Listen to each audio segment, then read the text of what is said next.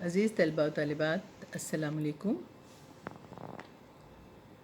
آج ہم اپنی اردو کی کتاب کا چوتھا سبق نظریہ پاکستان پڑھیں گے، جسے لکھا ہے ڈاکٹر غلام مصطفیٰ خان نے۔ ڈاکٹر غلام مصطفیٰ خان جبل پور میں پیدا ہوئے۔ 1928 میں انجمن اسلامیہ ہائی اسکول جبل پور سے 9ویں جماعت پاس کر کے علی گڑھ چلے گئے۔ علی گڑھ یونیورسٹی سے LLB MA اردو MA فارسی کی ڈگریاں حاصل کیں۔ 1947 میں PhD اردو کیا۔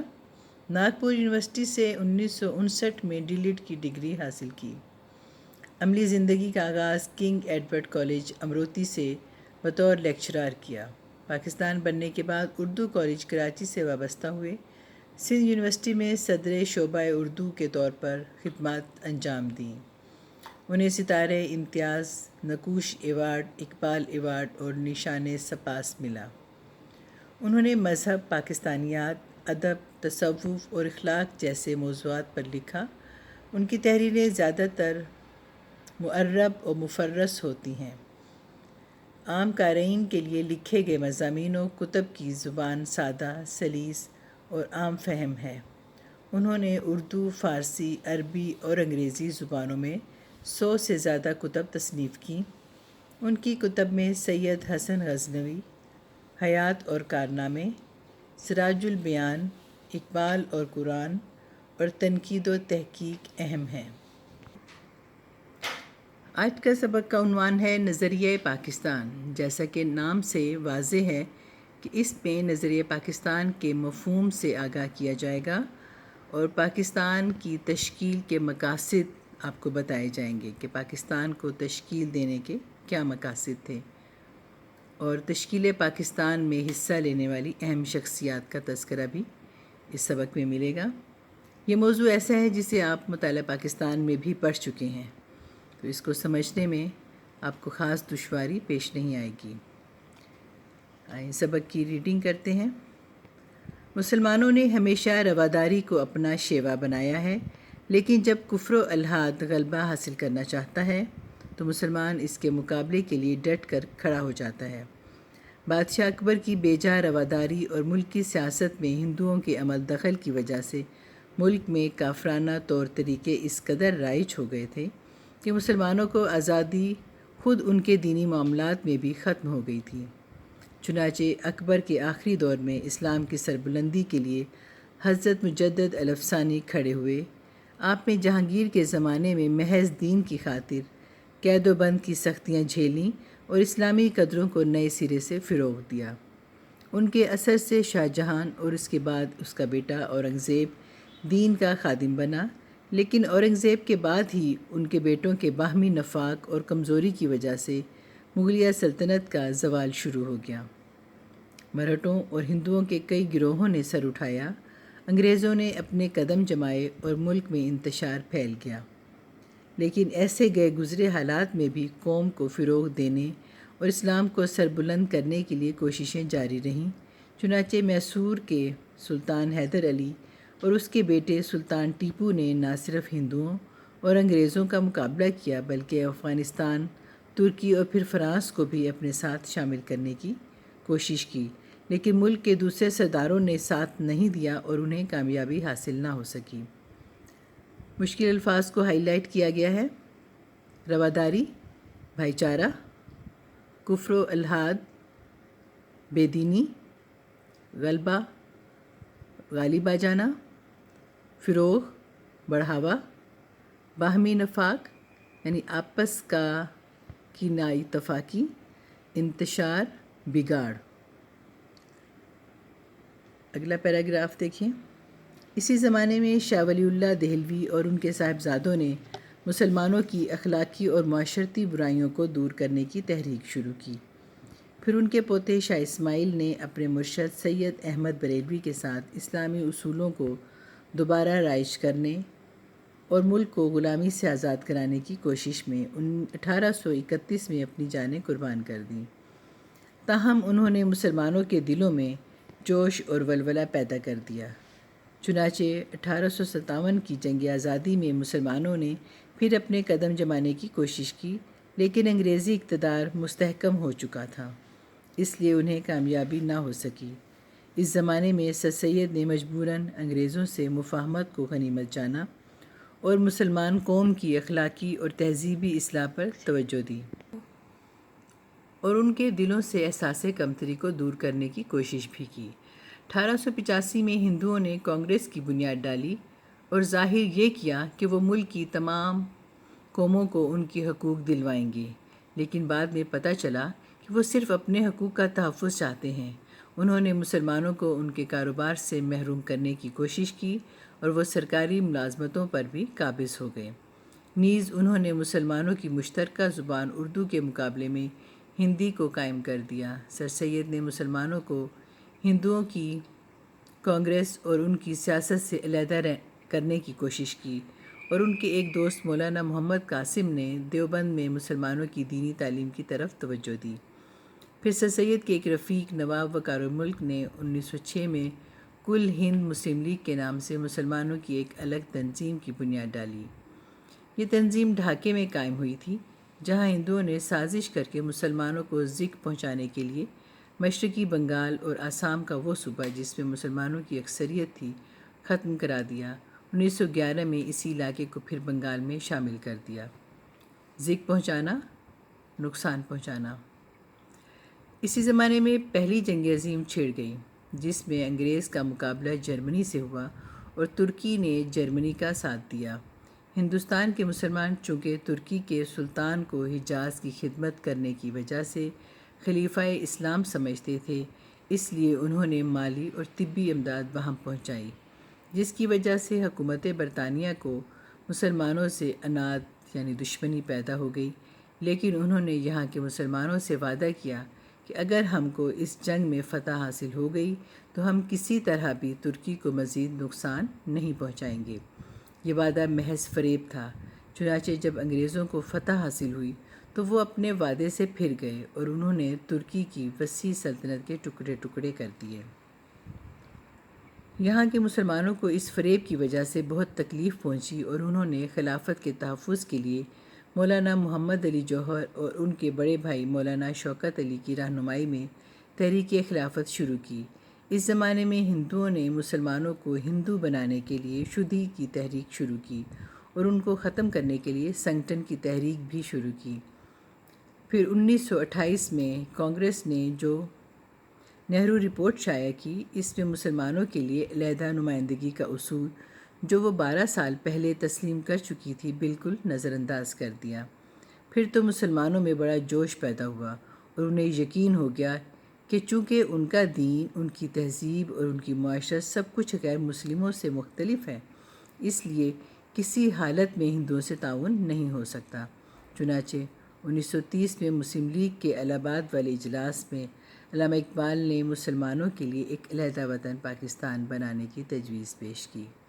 4 سال کے بعد جب قائد اعظم محمد علی جناح نے مسلم لیگ کی صدارت کا مستقل طور پر عہدہ قبول کیا تو انہوں نے اس تجویز کو عملی جامہ پہنانے کی کوشش شروع کر دی۔ آخرکار 23 مارچ 1940 کو انہوں نے لاہور کے اجلاس میں واضح طور پر اعلان کر دیا کہ جن علاقوں میں مسلمانوں کی اکثریت ہے وہاں ایک آزاد مسلم ریاست قائم کی جائے۔ اس اعلان کو قرارداد پاکستان کہتے ہیں، جس کی روح سے مسلمانوں کی آزاد اور خود مختار حکومت قائم کرنے کا فیصلہ ہوا۔ یہاں یہ سمجھ لینا ضروری ہے کہ دنیا میں قومیت کی تشکیل کی 2 بنیادیں ہیں، یعنی جن بنیادوں پر قومیں تشکیل پاتی ہیں وہ 2 طرح کی ہیں، ایک وہ جو مغربی مفکرین نے قائم کی ہے، دوسری وہ جو رسول مقبول صلی اللہ علیہ وآلہ وسلم کی قائم کی ہوئی ہے۔ اہل مغرب نے خاندانی، نسلی اور قبائلی بنیادوں میں ذرا وسعت پیدا کر کے قومیت کی بنیادیں جغرافیائی حدود پر استوار کیں اور کہا کہ قوم وطن سے بنتی ہے۔ اس نظریے کی وجہ سے دنیا کے انسانوں کے درمیان تباہی کا جو دروازہ کھلا وہ 2 عالمی جنگوں کے ہونے سے بخوبی ظاہر ہے۔ یعنی ایک جغرافیائی خطے میں رہنے والے، خواہ وہ کسی بھی خاندان سے، خواہ کسی نسل اور کسی بھی قبیلے سے تعلق رکھتے ہوں، وہ اس قوم سے تعلق رکھتے ہیں جو ایک خطے میں رہتی ہے۔ جس طرح سے امریکہ میں رہنے والے لوگ امریکی کہلاتے ہیں اور پاکستان میں رہنے والے لوگ پاکستانی کہلاتے ہیں۔ یوں ایک اپنے اپنے جغرافیائی خطے کا تحفظ کرنا ان کا فرض بن جاتا ہے اور وہ اسی کی بنیاد پر وہ ایک قوم تشکیل پاتی ہے۔ یہ وطنی قومیت ہی کی بنیاد پر لڑی گئی تھی۔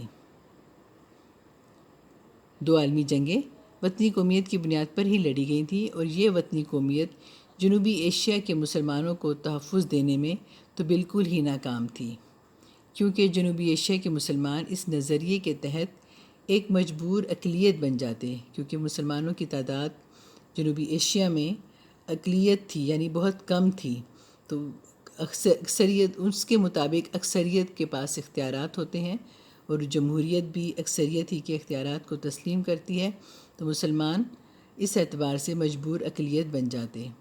قومیت کی دوسری بنیاد وہ ہے جو رسول مقبول صلی اللہ علیہ وآلہ وسلم نے ملت اسلامیہ کی تشکیل کرتے وقت قائم فرمائی، اور جو مغرب کے تصور قومیت سے جدا ہے، جیسا کہ علامہ اقبال نے بھی فرمایا ہے: اپنی ملت پر قیاس اقوام مغرب سے نہ کر، خاص ہے ترکیب میں قوم رسول ہاشمی، ان کی جمعیت کا ہے ملک و نسب پر انحصار، قوت مذہب سے مستحکم ہے جمعیت تیری۔ یعنی علامہ اقبال نے فرمایا کہ اے مسلمانوں، تم اپنی قوم، اپنی ملت کا اندازہ جو ہے وہ مغربی اقوام کی بنیاد پر نہ کرو، کیونکہ قوم رسول ہاشمی کی جو ترکیب ہے، جو رسول ہاشمی کی قوم کو ایک قوم بناتی ہے، وہ ایک مذہب ہے، یعنی مذہب اسلام کو ماننے والے ایک قوم کہلاتے ہیں، جبکہ مغربی اقوام کا یہ تصور ہے کہ ایک خطے میں رہنے والے، خواہ وہ کسی خاندان سے یا نسل سے تعلق رکھتے ہوں، وہ ایک قوم کہلاتے ہیں۔ تو مسلمانوں کی قومیت ایک نظریاتی قومیت ہے جو لا الہ الا اللہ پر قائم ہے، یعنی یہ کہ نسل، رنگ اور وطن کی بنیاد پر نہیں، بلکہ ایک نظریے، ایک عقیدے، ایک کلمے کی بنیاد پر وجود میں آئی، خواہ وہ دنیا کے کسی بھی خطے میں رہتے ہوں، جو ایک خدا کو، ایک رسول کو اور ایک کلمے کو مانتے ہیں، وہ مسلمان کہلاتے ہیں۔ اور اس نظریاتی پہلو کو نمایاں کرنے کے لیے اسے ملت کہا جاتا ہے۔ ایسی نظریاتی قومیت میں ہر نسل، ہر رنگ اور ہر جغرافیائی خطے کے لوگوں کے لیے جگہ ہوتی ہے، اور حقیقت یہ ہے کہ جنوبی ایشیا کے مسلمانوں کو، جن میں ہر نسل، ہر رنگ اور مختلف جغرافیائی خطوں کے لوگ شامل تھے، ایک ایسی قوم کے ماتحت اقلیت بن کر رہنا منظور نہ تھا، جو اسلامی قومیت کے برعکس ذات پات، چھوت چھات اور بت پرستی کے بندھنوں میں جکڑی ہوئی تھی۔ چنانچہ انہوں نے اپنی جداگانہ قومیت یعنی اسلامی قومیت کی بنیاد پر اپنے لیے ایک جدا وطن کا مطالبہ کیا، جس میں وہ اپنے عقیدے، اپنے نظریہ زندگی، اپنے طرز معاشرت کے مطابق زندگی بسر کر سکیں، اور ایک مسلمان کی حیثیت سے دور جدید کے چیلنج کا مقابلہ کر کے اپنے مستقبل کو سنوار سکیں۔ ہمیں اس بات کو بھی اچھی طرح ذہن نشین کر لینا چاہیے کہ نظریہ پاکستان میں اسلامی زندگی اور قدروں کا تصور بنیادی حیثیت رکھتا ہے۔ اخوت، مساوات، عدل، دیانت، خدا ترسی، انسانی ہمدردی اور عظمت کردار کے بغیر نظریہ پاکستان کو فروغ نہیں ہو سکتا۔ نظریہ پاکستان کا مقصد محض ایک حکومت قائم کرنا نہیں تھا، کیونکہ مسلمانوں کی حکومتیں ایشیا اور افریقہ میں پہلے سے موجود تھیں۔ نظریہ پاکستان کا مقصد اسلامی اصولوں کی ترویج و اشاعت اور اہل عالم کے لیے مثالی مملکت کا نمونہ فراہم کرنا تھا۔ پاکستان قائم کرنے کا فیصلہ ہندوؤں کو بہت ناگوار گزرا۔ انہوں نے پوری کوشش کی کہ یہ مملکت قائم نہ ہونے پائے۔ ان کے پاس دولت اور طاقت تھی، جنوبی ایشیا میں ان کی اکثریت تھی، لیکن چونکہ قیام پاکستان کا مطالبہ حق اور انصاف پر مبنی تھا، اس لیے حکومت برطانیہ کو مجبور ہونا پڑا، اور قائد اعظم محمد علی جناح کی پرخلوص قیادت، مسلمانوں کے یقین، اتحاد اور عمل پہم کی وجہ سے 14 اگست 1947 کو پاکستان معرض وجود میں آ گیا۔ پاکستان نے اپنے قیام سے اب تک بڑی ترقی کی ہے، اور اس کا شمار دنیا کے اہم ملکوں میں ہوتا ہے۔ اگر ہم یہ چاہتے ہیں کہ پاکستان اور زیادہ ترقی کرے اور ہمیشہ ترقی کرے، تو ہمیں نظریہ پاکستان کو ہر وقت پیش نظر رکھنا پڑے گا، اس کی بدولت ہم پاکستان کو زیادہ مستحکم اور شاندار بنا سکتے ہیں۔ نظریہ پاکستان کا مقصد پاکستان کو ایک اسلامی اور فلاحی مملکت بنانا ہے۔ ہمیں ایسا کوئی قدم نہیں اٹھانا چاہیے جس کی وجہ سے خدا اور اس کے رسول صلی اللہ علیہ وآلہ وسلم کے سامنے شرمندہ ہونا پڑے۔ ہمارا جینا اور مرنا پاکستان کے لیے ہونا چاہیے۔ قومی مفاد کے سامنے ذاتی مفاد کو دل سے نکال دینا چاہیے۔ ہر قسم کی گروہ بندی سے بالاتر ہو کر تمام پاکستانیوں کی فلاح و بہبود کی کوشش کرنا نظریہ پاکستان کو فروغ دینا ہے۔ اگر ہم نے نظریہ پاکستان کو پیش نظر رکھا اور اپنی سیرت اور کردار کو اس کے مطابق ڈھالنے کی کوشش کی تو دنیا کی دوسری قوموں میں بھی ہمیں امتیاز حاصل ہوگا اور ہم اسلامی اصولوں کی روشنی میں پاکستان کو توانا، مستحکم، شاندار اور پرعظمت بنانے میں پوری طرح کامیاب ہوں گے انشاءاللہ۔ عزیز طلباء و طالبات، آج ہم نے نظریہ پاکستان پڑھا۔ کچھ مشکل الفاظ کی نشاندہی کر کے ان کے معنی بتائے ہیں۔ آپ اس سبق کو دوبارہ پڑھیے، مزید مشکل الفاظ کے معنی لغت سے تلاش کر کے لکھیے انشاءاللہ۔ میٹ کلاس میں آپ سے پوچھے جائیں گے اور تشریح طلب نکات کی وضاحت کی جائے گی۔ اگر آپ کسی نقطے کی مزید وضاحت چاہتے ہیں تو ضرور پوچھیے گا، وگرنہ آپ سے پوچھا جائے گا انشاءاللہ۔ ملتے ہیں میٹ کلاس میں۔ اللہ حافظ۔